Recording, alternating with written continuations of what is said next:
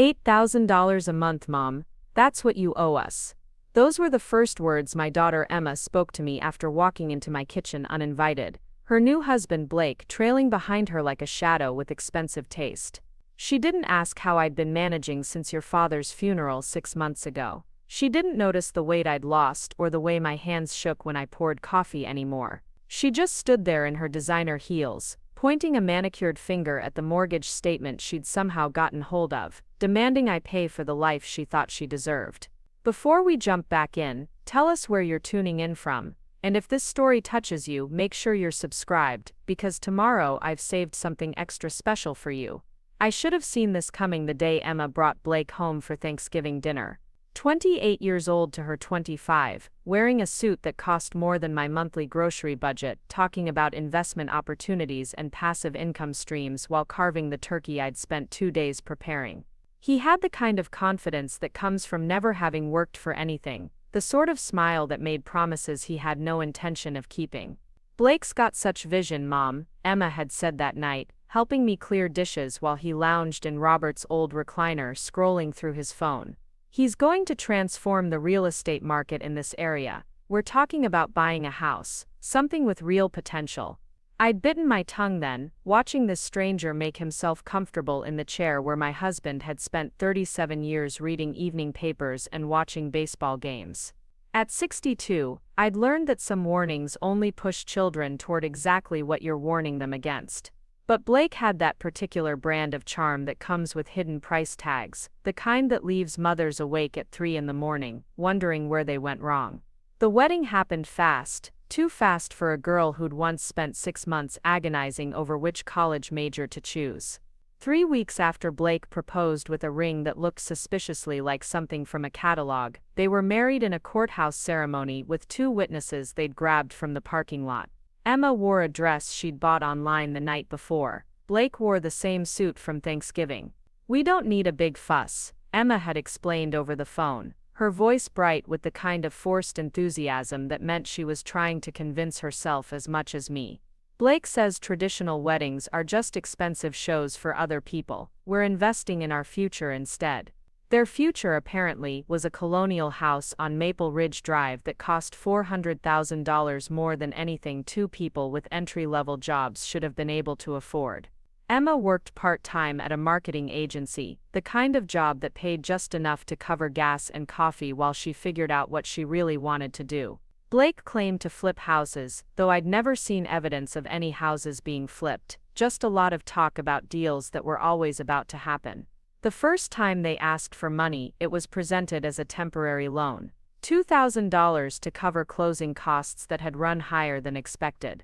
Emma called on a Tuesday evening, her voice smaller than it had been since she was 12, and asking if Santa Claus was real. "Mom, I hate to ask, but we're just short for the closing. Blake's next deal is supposed to close next week, and then we'll pay you right back with interest. He insists on paying interest." I'd written the check because that's what mothers do, even when every instinct screams that you're enabling something that will only get worse. Even when you know that temporary loans to children rarely stay temporary, and interest payments from sons-in-law who don't have steady jobs are about as reliable as weather predictions. The next request came 6 weeks later, $3,000 for essential repairs that couldn't wait. Then $1,500 for Emma's car that had broken down and needed a new transmission. Then another $2,000 for Blake's truck that had been repossessed and needed to be retrieved from the impound lot. "It's just until his business picks up, Mom," Emma would say, her explanations growing shorter and more defensive. "Blake's got 3 deals in the pipeline, big ones. Once they close, we'll be able to pay you back everything, plus extra for being so patient." But Blake's deals had a way of falling through at the last minute. Financing issues, permit problems, sellers who changed their minds. There was always something, always a reason why the big payday was just around the corner but never quite within reach. Meanwhile, Emma grew thinner, more anxious, jumping whenever her phone buzzed and apologizing for things that weren't her fault. I started keeping a ledger, writing down every amount I'd given them, every promise of repayment, every excuse for why this time was different. The numbers climbed steadily, 2,000, 5,000, 8,000, 12,000. By Christmas, I'd loaned them nearly $20,000, most of it coming from the savings account Robert and I had built over 4 decades of marriage. "You're being too generous," my sister Carol warned during one of our weekly phone calls. "That boy's using Emma, and Emma's using you. You need to cut them off before they drain you dry." Carol had never liked Emma much, thought she was spoiled and entitled, but she wasn't entirely wrong about the pattern that was developing. Every conversation with my daughter somehow circled back to money, to problems that could be solved if only I could help out just one more time. Emma had stopped calling just to talk, stopped asking about my life, my health, my adjustment to widowhood. Our relationship had become transactional, reduced to deposits and withdrawals with promises that felt increasingly hollow. The house on Maple Ridge Drive became their obsession and my nightmare. It was too big, too expensive, too much house for 2 people who couldn't afford the mortgage payments without constant family bailouts. But Blake had convinced Emma that real estate was the key to wealth, that they were building equity instead of throwing money away on rent. "It's an investment in our future," Emma would repeat, Blake's words coming out of her mouth with decreasing conviction. "The market's going up, we're basically printing money just by owning property." What they were actually doing was drowning in debt while expecting me to throw them life preservers made of my retirement savings. The mortgage payment was $3,800 a month, plus property taxes, insurance, and maintenance on a house built in 1987 that needed constant repairs. Blake had promised Emma he could handle the payments with his house flipping business, but months went by without any evidence of houses being bought, renovated, or sold. Instead, there were always meetings with potential investors who wanted to see more capital before they'd commit to deals. There were properties that looked perfect, until the inspection revealed problems that made them unmarketable. There were partnerships that fell through when Blake's associates turned out to be less reliable than expected.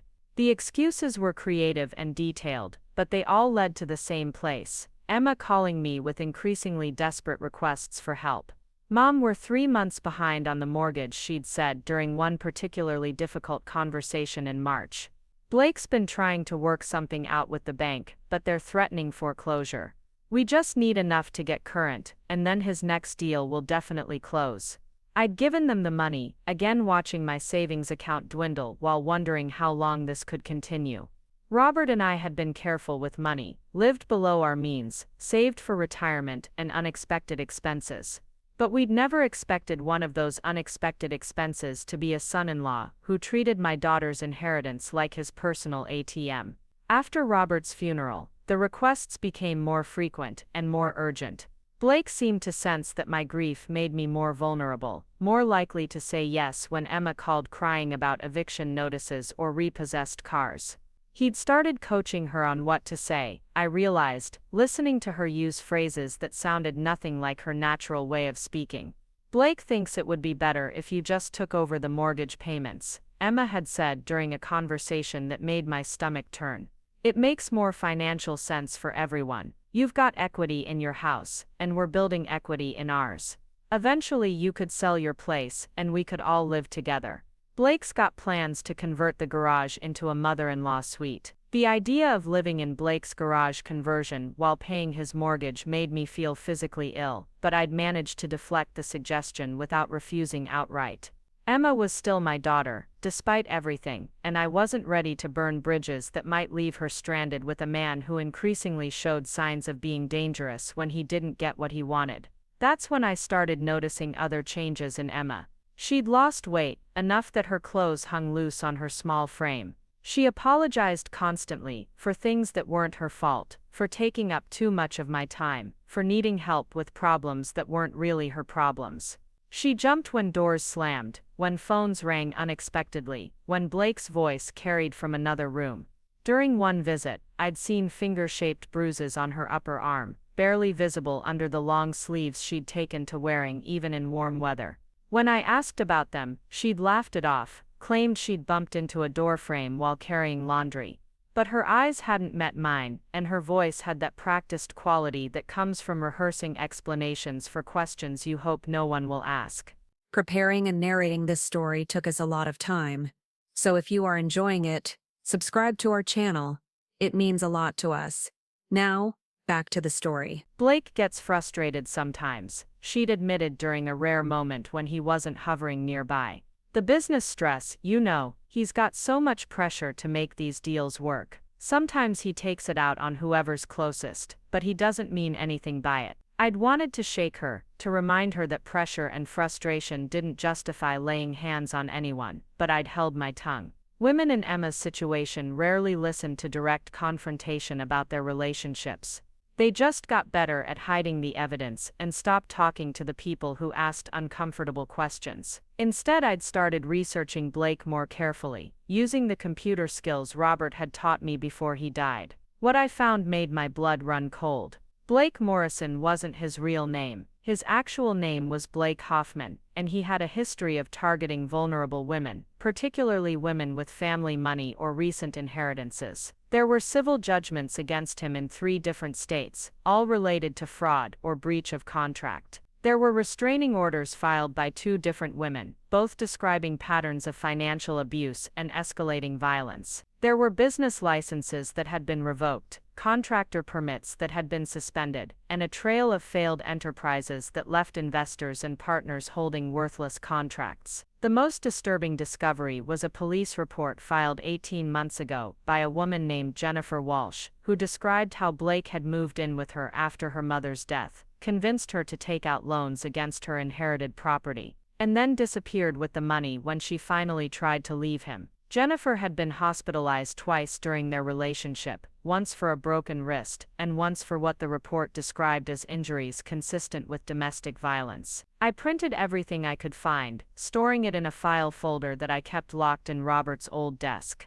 Part of me hoped I'd never need to use the information, that Blake would move on to easier targets before Emma got hurt too badly. But another part of me knew that men like Blake didn't give up valuable resources willingly, and Emma represented access to whatever remained of my life savings. The confrontation I'd been dreading finally came on a humid Thursday morning in July. I was watering the tomatoes in my backyard garden when I heard Emma's key in the front door, followed by voices in my kitchen. Heavy footsteps that weren't Emma's, cabinet doors opening and closing, the sound of someone going through my mail. I found them at my kitchen table, Blake holding my mortgage statement like evidence in a criminal trial, Emma sitting beside him with the posture of someone who'd rather be anywhere else. They'd let themselves into my house, gone through my private papers, and made themselves comfortable while planning to reshape my financial life according to their needs. $8,000 a month, Mom. That's what you owe us. Emma's voice carried no warmth, no acknowledgement of our relationship beyond the obligation she seemed to think it created. Blake's calculated what you've been spending to maintain this house, and it's not sustainable for someone your age. Blake leaned back in my kitchen chair like he owned it, wearing khaki shorts and a polo shirt that probably cost more than my monthly utility bill.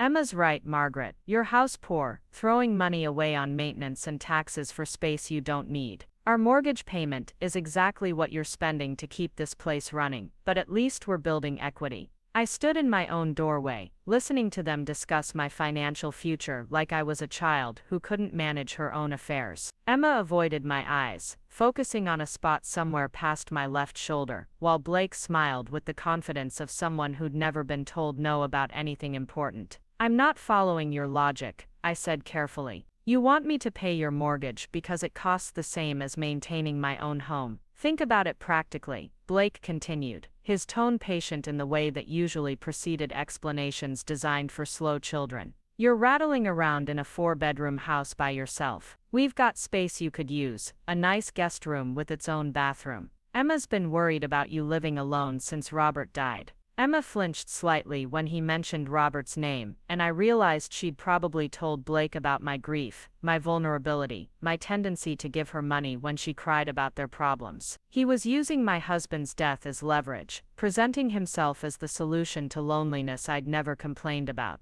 Plus, Blake added, pulling out his phone and scrolling through what looked like a real estate app, your house is worth maybe $320, $330 in this market. Ours is worth $480 and climbing. You'd be investing in better real estate, higher appreciation potential. I walked to my coffee maker and poured myself a cup, taking time to think while they waited for my response. Through the kitchen window, I could see Mrs. Patterson from next door, working in her flower garden, probably wondering why there were voices carrying from my house at 9 in the morning on a Thursday. How exactly would this work? I asked, turning back to face them. I pay your mortgage, and in return, I get to live in your guest room. Emma finally looked at me directly, her eyes pleading for understanding I wasn't sure I could give. It's not like that, Mom. You'd be part of our family. We'd take care of you, make sure you had everything you needed. Blake's already priced out, adding a kitchenette to the guest suite, so you'd have your own space. Your own space that you'd be paying for, Blake added with a grin that didn't reach his eyes. $8,000 a month, same as you're spending here, but with the security of knowing families looking out for you.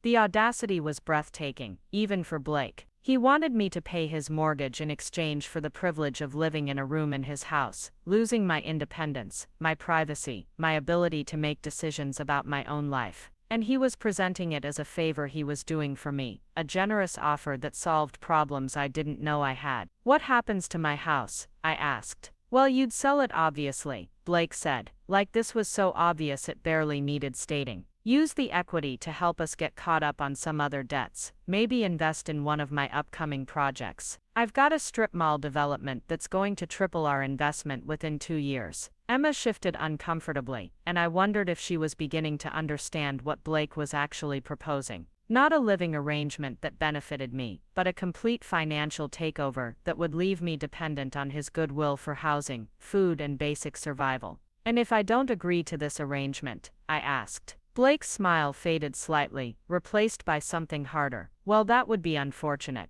For Emma especially. See, we're already 3 months behind on the mortgage. Without some kind of help, we're looking at foreclosure within 60 days. Emma's credit would be destroyed for the next 7 years. She'd basically be unemployable in her field. Blake, Emma said quietly. You said we were only 2 months behind. It's 3 now, babe. The late fees add up fast. He turned back to me. Plus, Emma's been so stressed about our financial situation, it's affecting her health. She's not sleeping, barely eating. I'm worried about what might happen if the pressure keeps building. The threat was barely disguised, wrapped in concern for Emma's well-being but clearly implying consequences if I didn't cooperate. I'd heard similar language in the police reports I'd found, Blake's pattern of escalating pressure that started with financial manipulation and progressed to more direct forms of control. I need some time to think about this, I said. Blake checked his watch, a gold Rolex that probably cost more than my car. Sure, but don't take too long. The bank wants to hear from us by Friday about bringing the account current. After that, they start the foreclosure process, and there's not much anyone can do. They left through my front door, Blake pausing to examine the crown molding in my hallway like he was already appraising the property. Emma hung back for a moment, her hand on my door frame. Mom, I'm sorry about this. I know it's a lot to ask, but Blake really does have everything figured out. He's good with money, good with investments. He just needs some startup capital to get his business running properly. I wanted to tell her about the research I'd done, about Jennifer Walsh and the restraining orders and the trail of financial destruction Blake had left across 3 states. But Emma wasn't ready to hear it, wasn't ready to admit that the man she'd married was systematically destroying her life while convincing her it was progress. I'll think about it, I said, instead kissing her cheek and noticing how thin her face had become. After they left, I sat at my kitchen table with Blake's ultimatum echoing in my head. $8,000 a month to pay for the privilege of losing my home, my independence, and my financial security. It was a masterpiece of manipulation, presented as a solution to problems I didn't have while creating dependency that would make me easier to control. But Blake had made one crucial mistake. He'd assumed I was a helpless widow, overwhelmed by grief and intimidated by financial complexity. He'd seen my willingness to help Emma as weakness rather than love, assumed my age made me naive rather than experienced. What he didn't know was that Robert had been a detective for 32 years before he retired, and some of his investigative skills had rubbed off on me. What he didn't know was that I'd been keeping detailed records of every dollar I'd given them, every promise of repayment, every escalating demand. What he really didn't know was that I'd been expecting this moment for months, and I was ready for it. I unlocked Robert's desk drawer and pulled out the folder containing everything I'd learned about Blake Hoffman, Police reports, civil judgments, restraining orders, and business failures stretched across multiple states. But there was something else in the folder now, something I'd added just last week after hiring a private investigator of my own. Blake wasn't just a con artist targeting vulnerable women. He was wanted for questioning in connection with the suspicious death of an elderly woman in Oregon, a woman who died in a house fire just 2 days after refusing to loan him money for a business venture. The fire had been ruled accidental, but the insurance investigation had raised enough questions that the case remained open. More immediately relevant, Blake was currently married to someone else. His divorce from his previous wife had never been finalized, making his marriage to Emma legally invalid and potentially criminal depending on Oregon's bigamy laws. I picked up the phone and dialed the number for Emma's cell phone. She answered on the third ring, her voice cautious. "Mom, did you decide about the mortgage thing? Emma, I need you to come over here alone. Don't bring Blake, don't tell him you're coming. Can you do that?" There was a long pause. "Is everything okay? You sound strange." "Everything's fine, sweetheart. I just need to show you something important, something about Blake that you need to see." Another pause, longer this time. "Mom, if this is about trying to break us up, it's not about breaking you up, it's about keeping you safe. Please, Emma, just come alone and let me show you what I've found." She agreed reluctantly, and I spent the next hour organizing the documents I'd collected. Police reports in one pile, financial records in another, the private investigator's report in a manila envelope marked with Emma's name. When Emma arrived, she looked nervous, glancing over her shoulder as she came up the front walk like she was afraid Blake might be following her. She'd lost more weight, I realized, and there were circles under her eyes that suggested she wasn't sleeping well. "What's so important that I had to sneak over here?" she asked, settling into the chair across from my kitchen table. I placed the first police report in front of her, the one filed by Jennifer Walsh describing her relationship with Blake. Emma's face went pale as she read, her hands shaking slightly as she turned the pages. "Where did you get this?" "Public records. Blake's real name is Blake Hoffman, and he's done this before, multiple times, in multiple states." I showed her the civil judgments, the business failures, the restraining orders. With each document, Emma seemed to shrink further into herself, her voice getting smaller as she asked questions I could barely hear. "The woman in Oregon," she whispered, staring at the insurance investigation report. "She died 2 days after refusing to give him money. The fire was ruled accidental, but there were enough suspicious circumstances that the case is still open." Emma pushed the papers away from her, standing abruptly and walking to my kitchen window. She stood there for a long time, looking out at Mrs. Patterson's flower garden, her shoulders shaking with silent tears. "He's still married," she said finally, "to someone else. The divorce was never finalized. Your marriage isn't legal, Emma. He's committed bigamy, fraud, and probably a dozen other crimes I haven't identified yet." She turned back to face me, tears streaming down her cheeks. I knew something was wrong. I've known for months, but every time I tried to bring up my concerns, he'd get angry or tell me I was being paranoid. "He said you were trying to sabotage our relationship because you were jealous of our happiness."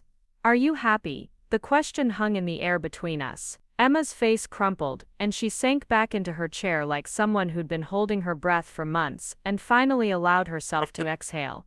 "No, I'm terrified all the time. He monitors my phone, controls all our money, gets furious if I talk to friends or spend time anywhere without him. I can't remember the last time I laughed about anything or felt safe in my own house." "What about the bruises I saw?" Emma rolled up her sleeves, showing me finger marks on both arms, older bruises that had faded to yellow-green, newer ones that were still dark purple. "He says it's my fault for making him angry, that if I were more supportive, more understanding about his business pressures, he wouldn't lose his temper." I reached across the table and took her hands, feeling how cold they were despite the summer heat. "None of this is your fault, sweetheart. Blake is dangerous, and he's using you to get to my money. The mortgage demand, the plan to move me into your guest room, it's all part of a pattern he's used before. What do? I can't go back to that house. He'll know something's wrong the minute he sees my face." I'd been hoping she'd ask that question, had been preparing for this moment since I'd first started researching Blake's background. You don't go back, you stay here tonight, and tomorrow we call the police and a divorce attorney. We get you legal protection, and start the process of getting your life back. Emma looked around my kitchen, like she was seeing it for the first time, taking in the familiar surroundings she'd grown up with. He's going to be angry. Really angry. He's been talking about what happens to people who cross him, about how accidents can happen to anyone. Let me worry about Blake, I said. You just focus on getting safe. That night, Emma slept in her childhood bedroom, while I sat up planning our next moves. I called Robert's old partner at the police department, explained the situation, and arranged for officers to escort Emma to collect her essential belongings the next day. I called the domestic violence hotline, and got the name of an attorney who specialized in helping women escape abusive relationships. Most importantly, I called Blake. He answered on the second ring, his voice cheerful with anticipated victory. Margaret, I was hoping to hear from you. Have you had a chance to think about our proposal? I have indeed, I said, and I'd like to discuss the details. Can you come by tomorrow morning? Say 10 o'clock. Absolutely, Emma and I will be there. Actually, I'd prefer to speak with you alone first. Man to man, so to speak. Emma can join us later. There was a pause while Blake processed this. Sure, that works. I appreciate you taking a businesslike approach to this arrangement. After I hung up, I called Detective Morrison at the county sheriff's office. He'd worked with Robert for years before my husband retired, and he'd agreed to be present for my conversation with Blake. Not in an official capacity, just as a friend making a social call who happened to be armed and trained to recognize criminal behavior. Blake arrived precisely at 10, driving a BMW I was fairly certain he couldn't afford. He'd dressed for the occasion in a navy suit that looked expensive, carrying a briefcase that probably contained contracts he expected me to sign.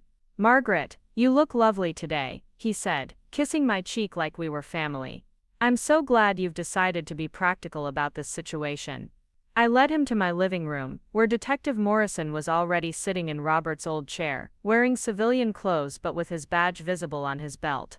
Blake, I'd like you to meet Detective Morrison. He's an old friend of the family.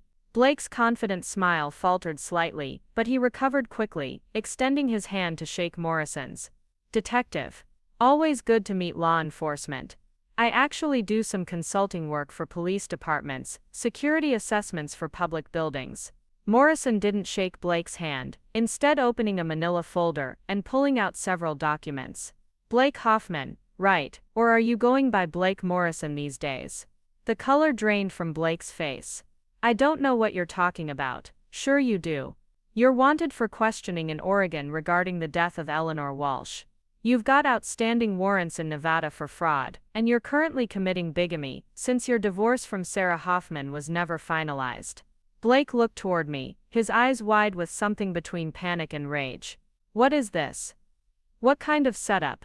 It's not a setup, I said, calmly. It's a conversation, the same kind of conversation you had with Eleanor Walsh before she died in that convenient house fire. Morrison stood up, his hand resting casually on his service weapon. We also know about Jennifer Walsh, about the pattern of financial abuse and escalating violence. Emma showed us the bruises yesterday. Where is Emma? Blake demanded. What have you done with my wife? Your wife is safe, I said, and she's not actually your wife since you're already married to someone else. Blake's mask finally slipped completely, revealing the cold calculation underneath. You have no idea what you're messing with. Old woman, Emma belongs to me, and so does everything she has access to. Including you. Morrison stepped forward. Is that a threat, Mr. Hoffman? Blake realized he'd gone too far, tried to backtrack. Of course not. I'm just saying that families should stick together, take care of each other. Emma and I have been taking care of Margaret, helping her with expenses, making sure she's not alone, by demanding she pay your mortgage in exchange for living in your guest room. Morrison consulted his notes. After you've already borrowed $23,000 from her over the past 8 months. Those were loans, investment opportunities. I'm going to pay her back with interest. Like you paid back Eleanor Walsh? Morrison asked. Or Jennifer Walsh, or the 6 other women we've identified who loaned you money for investment opportunities that never materialized. Blake stood abruptly, grabbing his briefcase. I don't have to listen to this. I haven't been charged with anything. Emma is my wife, and Margaret is her mother. This is a family matter. Actually, Morrison said, you have been charged. Oregon issued a warrant yesterday for your arrest in connection with Eleanor Walsh's death. New evidence came to light thanks to Margaret's private investigator. Blake spun toward me, his face twisted with rage. You hired a private investigator, you manipulative old witch. Emma will never forgive you for this. Emma already knows everything, I said. She's seen the police reports, the restraining orders, the evidence of what you really are. She's filing for divorce tomorrow, and she's pressing charges for domestic violence and fraud. Blake lunged toward me, but Morrison was faster, grabbing Blake's arm and spinning him face first against my living room wall. Blake Hoffman, you're under arrest for assault, fraud, bigamy, and outstanding warrants in the state of Oregon.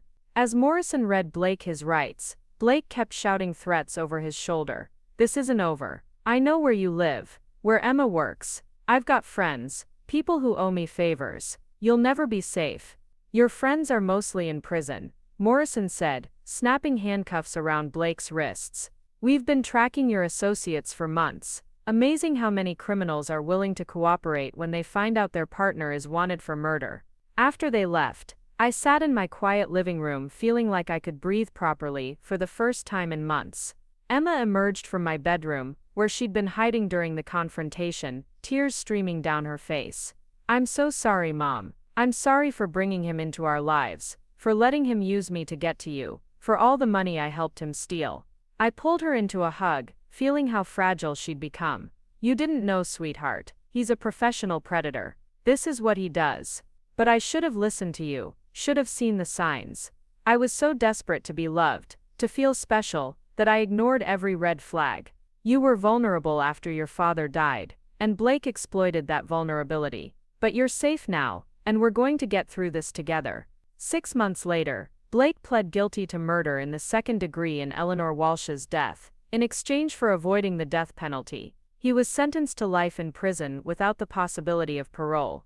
He also received consecutive sentences for fraud, bigamy, domestic violence, and a dozen other charges across multiple states. Emma moved back home with me while she rebuilt her life. She started therapy to deal with the trauma of her relationship with Blake, found a new job that used her marketing skills, and slowly began to remember what it felt like to make decisions without fear. The divorce was finalized quickly, once Blake's criminal convictions made his pattern of behavior undeniable. Emma got back most of the money he'd stolen from her, though much of what he'd taken from me was gone forever, spent on his lavish lifestyle and gambling debts. But money could be replaced. My daughter's safety and self-respect were worth more than any amount I'd lost to Blake's schemes. Emma and I learned to live together as adults, sharing my house in a way that gave us both independence and companionship. She helped me with technology and home maintenance projects that had become difficult since Robert died. I helped her heal from the trauma of discovering that the man she'd married was a predator, who'd targeted her specifically because of her access to my resources. One evening, about a year after Blake's arrest, Emma and I were having dinner on my back porch, when she brought up the mortgage demand that had started everything. Do you ever think about what would have happened if you'd agreed to pay Blake's mortgage? I considered the question while watching Mrs. Patterson tend her evening flowers. I think he would have found ways to take more. The mortgage payments would have been just the beginning.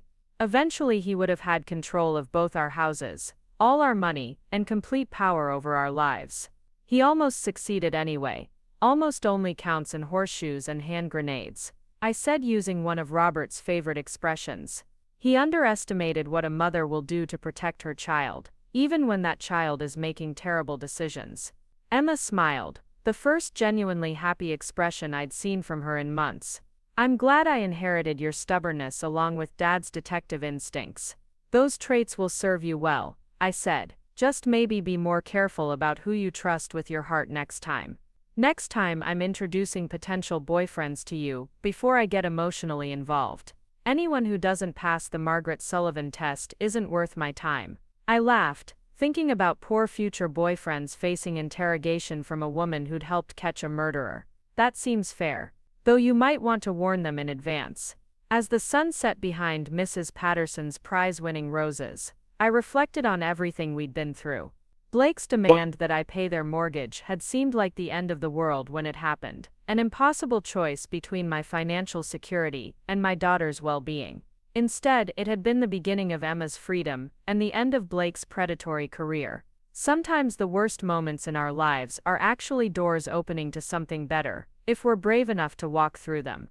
The next morning, I received a letter from the Oregon Department of Corrections. Blake had requested to be placed on my visitor list, claiming he had important information about additional crimes that might interest law enforcement.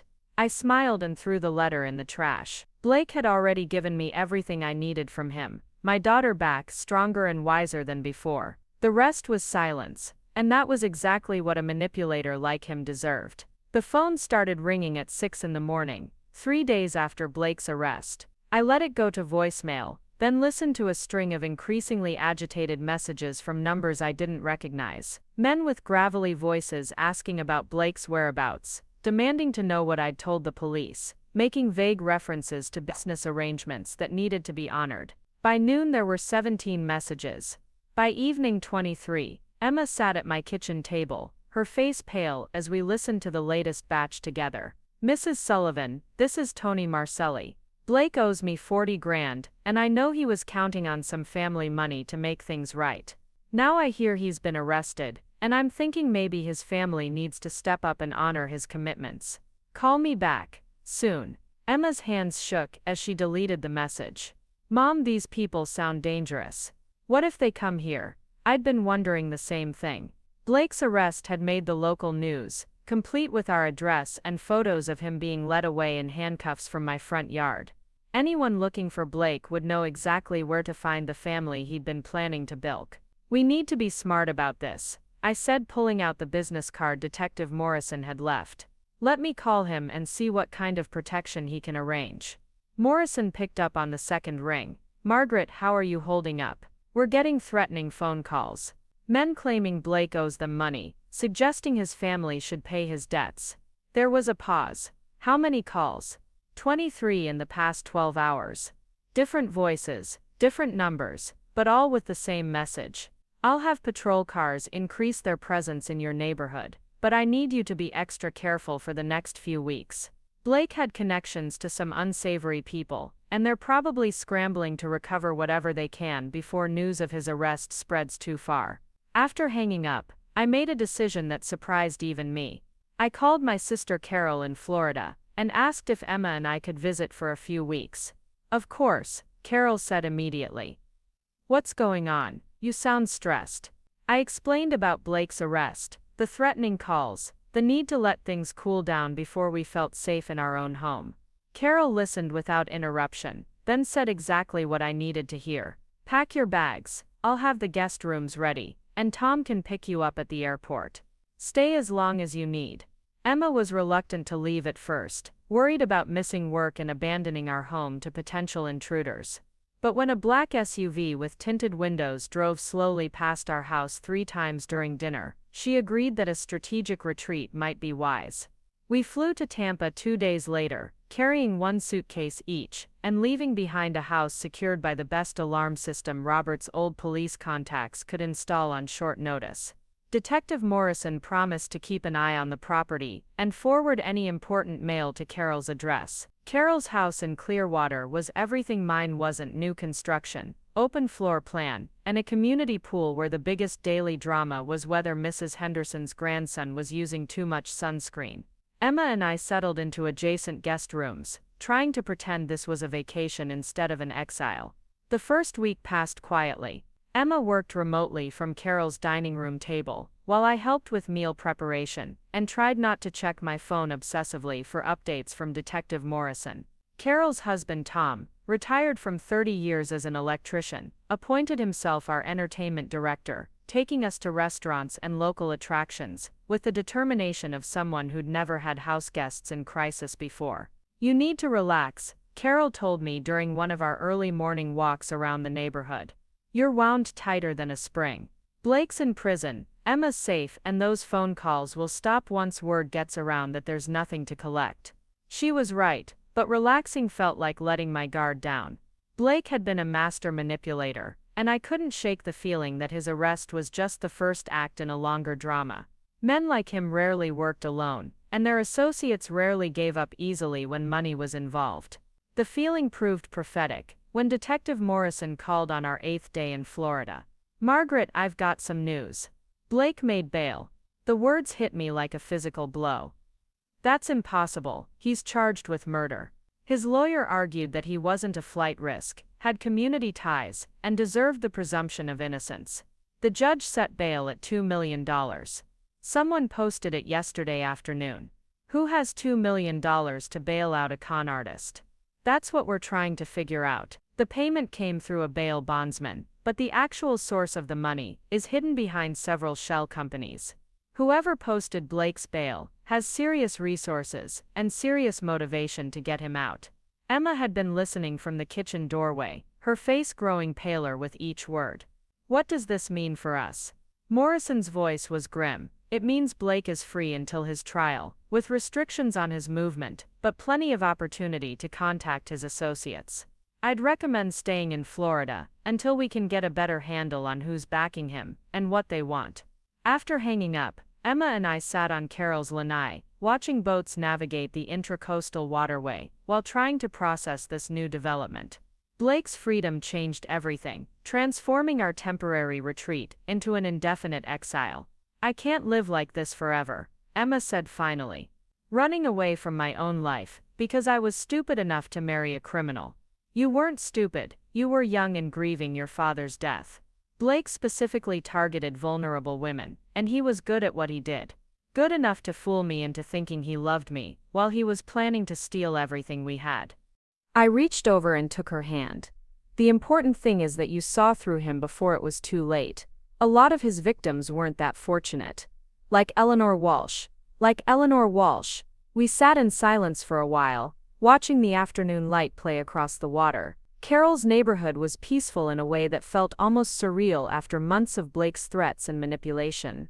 Children rode bicycles on sidewalks, neighbors chatted across property lines, and the biggest security concern was making sure the pool gate latched properly. "I keep thinking about something Blake said," Emma mused. "The day you had him arrested, he said he had friends, people who owed him favors. What if the person who posted his bail is one of those friends?" It was a disturbing thought, but probably accurate. Blake's business relationships had always been murky, involving cash transactions and handshake agreements that left no paper trail. Someone with enough money to post a $2 million bail had serious investment in Blake's freedom. The next morning, Carol suggested we visit her friend Patricia, who lived in a retirement community called Sunset Manor about 20 minutes away. Patricia had been Carol's college roommate and had moved to Florida after her husband's death 5 years earlier. "She's been asking about you ever since I told her you were visiting," Carol said. "Plus, she's got some interesting stories about con artists who target retirement communities. Might give you some perspective on what you've been dealing with." Sunset Manor turned out to be exactly what the name suggested. A sprawling complex of condominiums and recreational facilities designed for active seniors who wanted maintenance-free living. Patricia met us at the clubhouse, a woman in her 70s with silver hair and the kind of tan that came from daily tennis matches. "You must be Margaret," she said, embracing me like we were old friends. "Carol's told me all about your adventures with that awful man. Come, let's get some lunch and I'll tell you about our own recent excitement." Over salads and iced tea, Patricia described how a man calling himself David Sterling had appeared at Sunset Manor 6 months earlier, claiming to be a financial advisor specializing in estate planning for retirees. He was charming, well-dressed, and armed with impressive credentials that later turned out to be completely fabricated. "He started with the widows," Patricia explained. "Women who'd recently lost their husbands and were feeling overwhelmed by financial decisions. He'd offer to review their portfolios, help them understand their options, make sure their assets were properly protected." "Let me guess," Emma said. "His recommendations involved moving their money to investments he controlled. High-yield bonds, offshore accounts, precious metals stored in secure facilities that existed only on paper. He convinced 3 women to liquidate their retirement accounts and invest everything in his schemes. How much did they lose?" Patricia's expression darkened. Sarah Williams lost $400,000. Janet Morrison lost $600,000. Beverly Chen lost her entire life savings, almost $800,000. The numbers were staggering, representing decades of careful saving and planning, wiped out by a few months of expert manipulation. What happened to David Sterling? Disappeared the day before Janet Morrison's son arrived to ask questions about his mother's sudden interest in precious metals investing. Just vanished, along with nearly $2 million of our friend's money. Patricia led us to her car, a practical Honda that she drove with the confidence of someone who'd been navigating Florida traffic longer than most residents had been alive. "I want to show you something," she said, pulling out of the Sunset Manor parking lot. We drove to a strip mall about 5 miles away, parking in front of what had once been an upscale financial planning office. The windows were papered over, and a for lease sign dangled from the door handle. This was David Sterling's office, Patricia said. Beautiful furniture, impressive diplomas on the walls, secretaries who answered phones and scheduled appointments. All of it rented by the month and abandoned the minute he realized people were getting suspicious. Emma stared at the empty storefront, just like Blake's construction office. He had business cards, letterhead, even a receptionist who answered phones. But when I went looking for him after his arrest, I found out the office had been closed for months. These men are professionals, Patricia continued. They understand exactly how to present themselves as successful, trustworthy businessmen. They know what vulnerable people want to hear, and they're willing to invest months building relationships before they start asking for money. We drove back to Carol's house in thoughtful silence, each of us processing the similarities between Blake's operation and David Sterling's. The scale was different, but the methodology was identical. Identify vulnerable targets, build trust through false credentials and manufactured success, then systematically drain their resources while maintaining the illusion of legitimate business relationships. That evening, Detective Morrison called with more troubling news.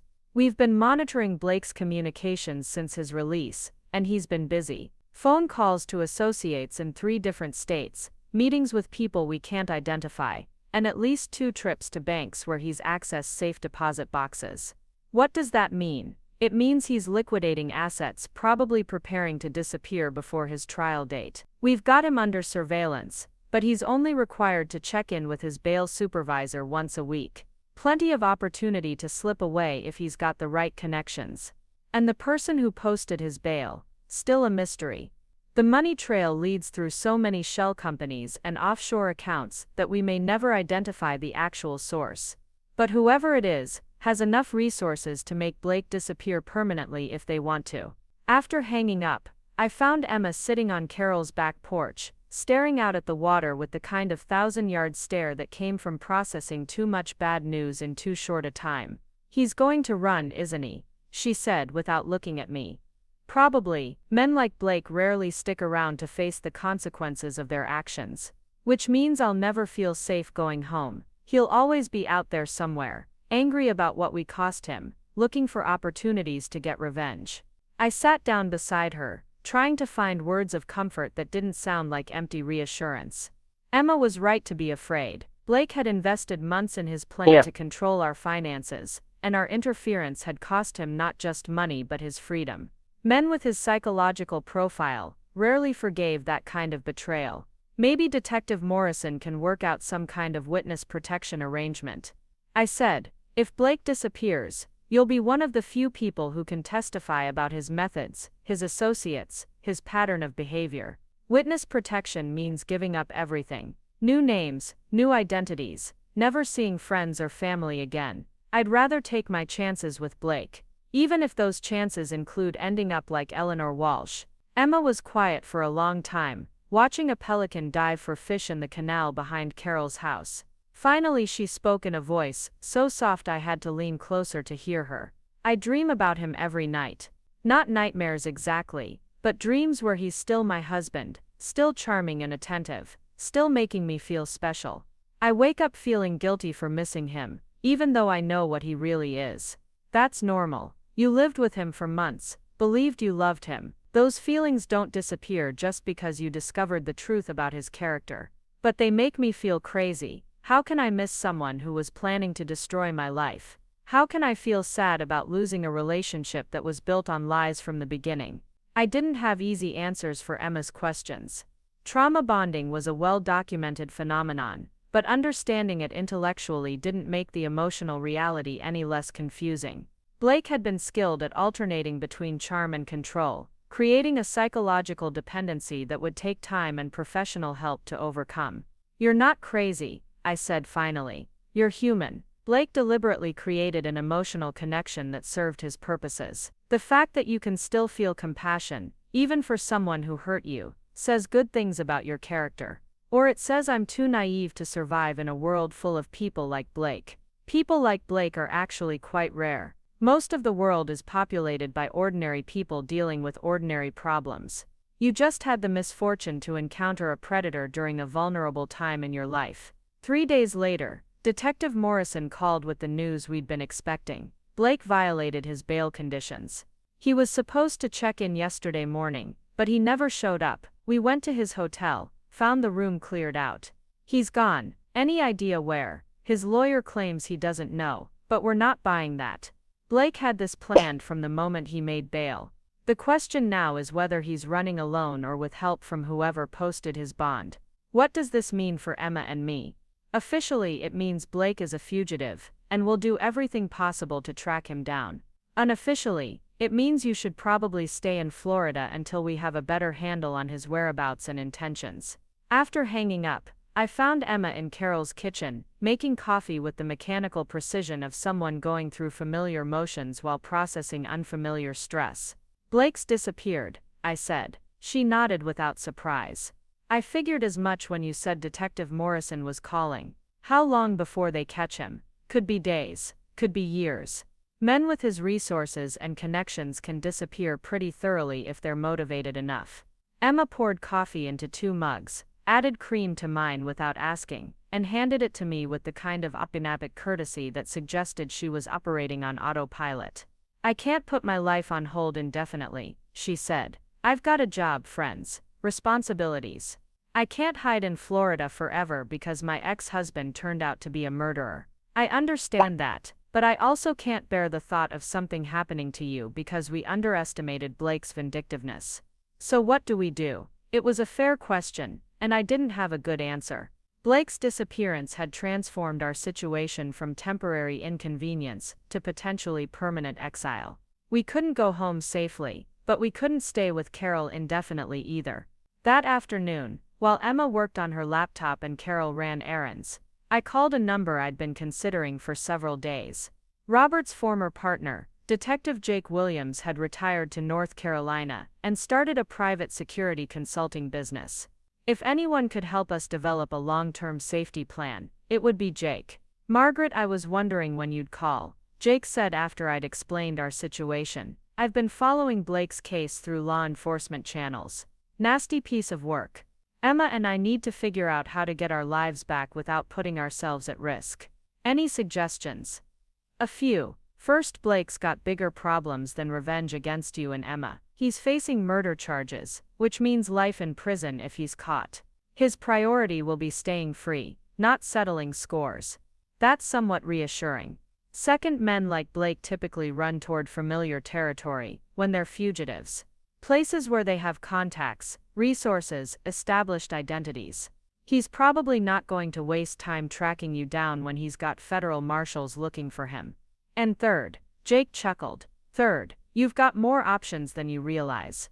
Blake may have disappeared, but he left behind a trail of angry creditors and business associates. Some of those people have their own reasons for wanting to find him, and they might be willing to share information if approached correctly.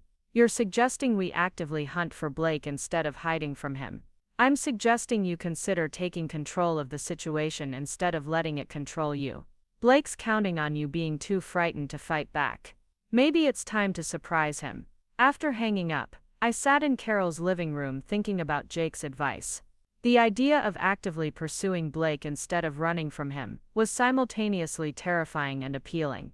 We'd been reacting to his moves for months, letting him set the terms of engagement while we scrambled to respond. But what if we changed the dynamic? What if we used Blake's own methods against him, leveraging information and connections to track him down before he could re-establish himself somewhere new. When Emma finished her work for the day, I presented Jake's suggestions. Her initial reaction was predictably skeptical. "You want us to hunt down a murderer who's already threatened to kill us? That seems like the opposite of a good survival strategy." "Think about it practically," I said. Blake's a fugitive now. He can't operate openly, can't build the kind of legitimate-looking business that made him dangerous before. He's reduced to hiding and running, which puts him at a disadvantage. He's also desperate, which makes him more dangerous. Maybe, but desperation also makes people careless. Blake's used to being in control, manipulating situations to his advantage. Now he's on the defensive for the first time, making mistakes he wouldn't have made when he felt secure. Emma was quiet for several minutes, processing the implications of what I was suggesting. Finally, she looked at me with an expression I recognized from her childhood, the look she got when she was about to do something that scared and excited her in equal measure. "What exactly did you have in mind?" I smiled, feeling more energized than I had since Blake's arrest. "I have some ideas, but first we need to make some phone calls." Over the next few days, Emma and I began implementing what we privately called Operation Payback. Using the contact information from Blake's phone records, which Detective Morrison had shared with us, we started reaching out to Blake's former business associates and creditors. The first few calls were awkward, feeling our way through conversations with people who ranged from suspicious to openly hostile, but gradually, we developed a script that worked. "This is Margaret Sullivan, Blake Morrison's former mother-in-law. I understand he owes you money, and I might have information that could help you recover it." The responses were immediate and intense. Blake had apparently promised significant returns to a network of investors spanning multiple states, collecting hundreds of thousands of dollars for deals that existed only in his imagination. These people weren't just angry about losing money, they were furious about being made to look foolish by someone they'd trusted. Tony Marcelli, the man who'd left the first threatening voicemail, turned out to be surprisingly cooperative once he understood we were trying to locate Blake rather than protect him. "I gave that bastard 60 grand for a strip mall development in Phoenix," he said. During our second conversation, he showed me architectural plans, financial projections, even a signed contract with the seller. All of it fake, but professional looking enough to convince me. "Do you have any idea where he might run to?" He talked about having connections in Mexico, business relationships that went back years, something about real estate development in resort areas, where American money was welcome, and American law enforcement was less enthusiastic. Similar conversations with other creditors revealed a pattern. Blake had mentioned Mexico to several people, specifically the Cancun area, where he claimed to have invested in hotel and restaurant ventures. It could have been another lie, but the consistency across multiple sources suggested he'd been laying groundwork for a potential escape route. Emma compiled the information into a detailed report, mapping Blake's claimed connections and identifying the most promising leads for tracking his current location. It was detective work worthy of her grandfather's training, systematic and thorough in ways that impressed me. "You're good at this," I told her one evening as she updated her files. "I learned from watching Dad solve cases when I was little. He used to say that criminals always make the same mistake, they assume other people are stupider than they are. Blake definitely made that mistake with us. He did, but we made mistakes too. We trusted him because Emma wanted to be loved, and I wanted my daughter to be happy. We ignored red flags because paying attention to them would have meant admitting uncomfortable truths." I looked at Emma with new respect. The trauma of Blake's betrayal was transforming her into someone stronger and more self-aware than the young woman who'd married him. She was developing the kind of hardened wisdom that comes from surviving genuine danger. "So what's our next move?" I asked. Emma smiled, and for the first time in months it reached her eyes. "We're going to Mexico." The Cancun airport was nothing like I'd expected. Instead of the tourist paradise Blake had described in his stories, we found ourselves in a sprawling, chaotic terminal filled with exhausted travelers and vendors selling everything from sombreros to cell phone chargers. Emma gripped my arm as we navigated through customs, both of us trying to look like ordinary tourists rather than amateur bounty hunters tracking a murderer. Jake Williams had flown down from North Carolina to meet us, bringing along Maria Santos, a former DEA agent who'd retired to consulting work after 20 years of chasing drug dealers and money launderers.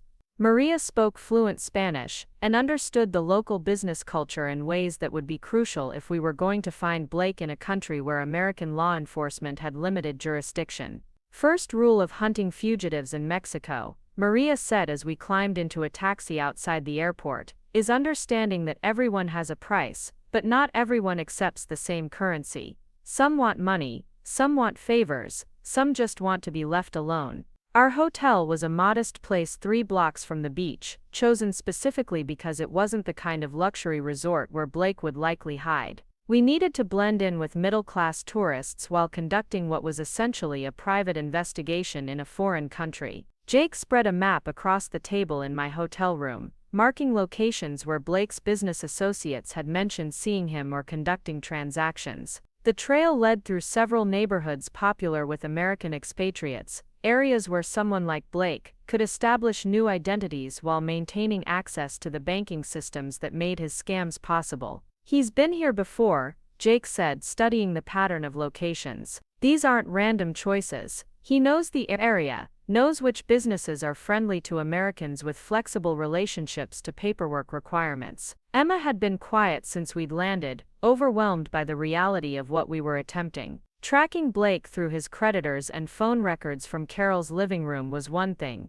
Actually hunting him down in a foreign country was considerably more dangerous. What happens when we find him? She asked finally. We can't exactly make a citizen's arrest in Mexico. Maria smiled grimly. We don't need to arrest him, we just need to locate him and provide that information to the appropriate authorities. The Mexican government has excellent cooperation agreements with U.S. law enforcement when it comes to fugitive recovery.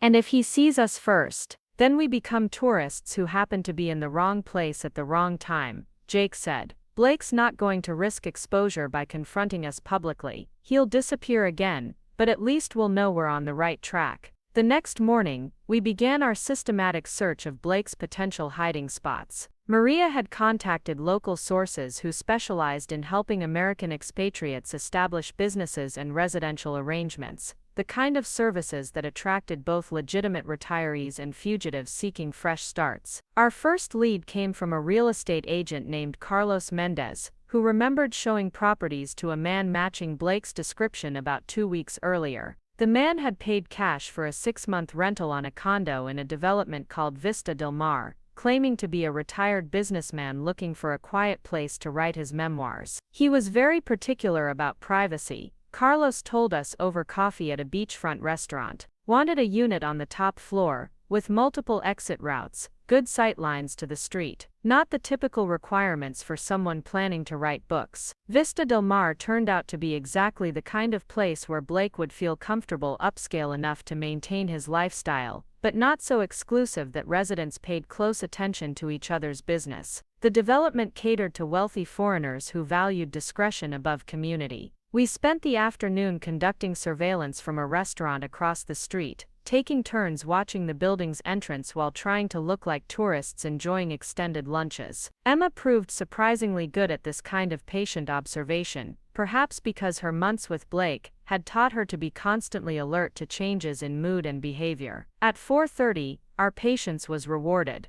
Blake emerged from the building's garage in a white BMW, wearing designer sunglasses and the kind of casual clothing that cost more than most people's monthly salaries. He looked relaxed, confident, completely unaware that his former victims were watching from 50 yards away. "That's him," Emma whispered, her voice tight with the kind of anger that had been building for months. "That's my husband." Jake was already on his phone, calling Detective Morrison with Blake's location and license plate number. Within hours, the information would be passed to Mexican federal police, who would coordinate with U.S. Marshals to plan Blake's arrest and extradition. But Blake's freedom wouldn't last long enough for official channels to process the paperwork. As we watched, 2 men approached Blake's car from opposite directions, moving with the kind of purposeful coordination that suggested this wasn't a casual encounter. Both wore expensive suits despite the tropical heat, and both carried themselves like people accustomed to getting their way through intimidation.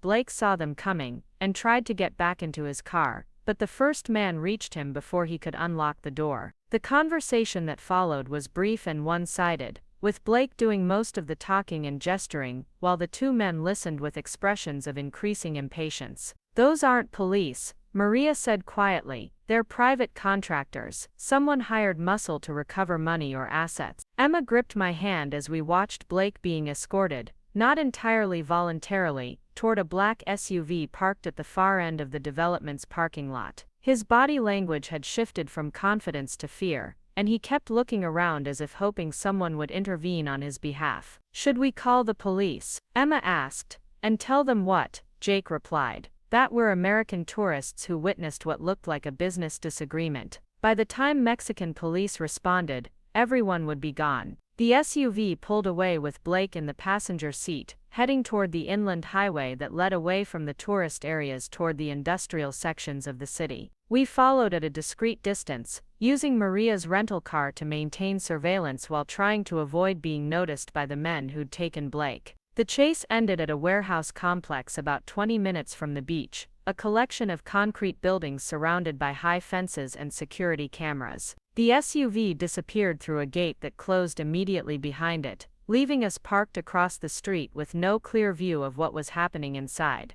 "This is where we stop being tourists and start being witnesses," Jake said, pulling out his phone to call Detective Morrison again. "Whatever happens next, Blake brought it on himself by stealing from the wrong people." We waited for 3 hours, watching for any sign of activity from the warehouse complex. Occasionally other vehicles would arrive or depart, but there was no indication of what was happening to Blake inside the building. As the sun set behind the industrial buildings, Emma finally spoke the question that had been hanging in the air since we'd watched Blake being taken. "Do you think he's still alive?" Maria considered the question with the professional detachment of someone who'd seen similar situations play out many times. Men like Blake usually survive initial encounters with creditors, because they're more valuable alive than dead. They know where money is hidden, which assets can be recovered, who else might owe debts that need collecting. But eventually, people who steal from dangerous organizations tend to have accidents. Blake's survival depends on how much useful information he can provide, and how quickly he can provide it. At 9 o'clock, Detective Morrison called with news that changed everything. The Mexican Federal Police raided the warehouse 20 minutes ago, acting on information from U.S. authorities about Blake's location. They found evidence of money laundering and fraud, but no Blake. Whoever was holding him had moved him before the raid. Any idea where? Could be anywhere by now. Mexico's got thousands of places where someone could disappear permanently. But here's the interesting part. The men who took Blake work for Vicente Morales, one of the most powerful money launderers in Central America. Emma and I looked at each other, processing the implications of what Morrison was telling us. Blake hadn't just been stealing from individual victims, he'd been playing with cartel money, the kind of financial network that didn't forgive mistakes or accept excuses. "What does that mean for us?" I asked. "It means Blake's problems are bigger than anything you could have imagined, and his chances of survival are getting smaller by the hour. Morales doesn't negotiate with people who steal from him, he makes examples of them." The next morning, local news reported the discovery of a body in a sugarcane field about 50 miles south of Cancun. The victim was identified as an American businessman named Blake Morrison, who appeared to have been tortured before being killed execution style.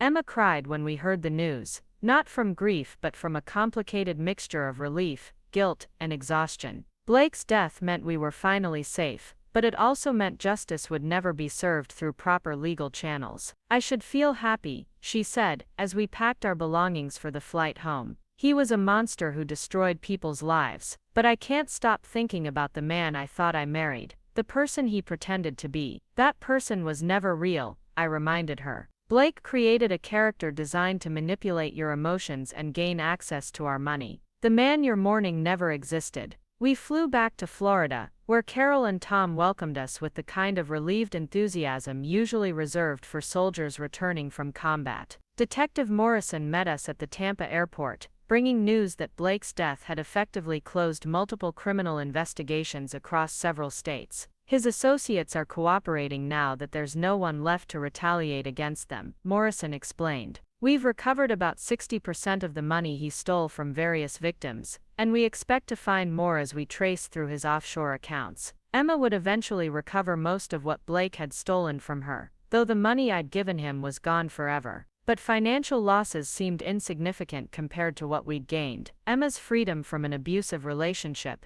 and my confidence that I could protect my daughter when it truly mattered. 6 months later, Emma moved back to our hometown, and into her own apartment, using her settlement money to start a consulting business helping other women recognize and escape financial abuse. She'd found purpose in her trauma, transforming Blake's betrayal into a mission to prevent other families from experiencing what we'd endured. As for me, I finally understood what Robert had meant when he used to say that some cases never really close. They just reach a resolution that everyone can live with. Blake's death wasn't the justice we'd hoped for, but it was the ending that kept us safe. The mortgage demand that had started everything seemed like ancient history now, a threat from a man who'd underestimated the lengths a mother would go to protect her child. Blake had wanted $8,000 a month from me, but in the end his greed had cost him everything. Up next, you've got 2 more standout stories right on your screen. If this one hit the mark, you won't want to pass these up. Just click and check them out.